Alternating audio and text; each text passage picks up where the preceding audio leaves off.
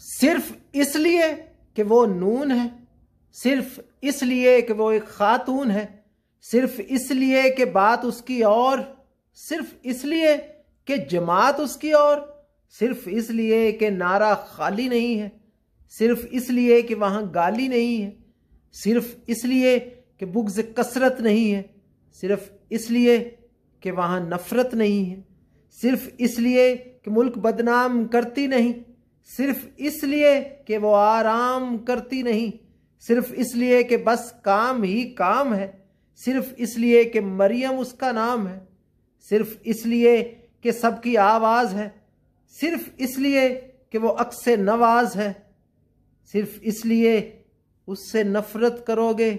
मगर मेरी जान ऐसा कब तक करोगे? वो जहाँ जा रही खुदा के करम जा रही है, वो ज़ख्मों पे रखते मरहम जा रही है, दीवार नफ़रत गिराते हुए वो आगे से आगे बढ़े जा रही है।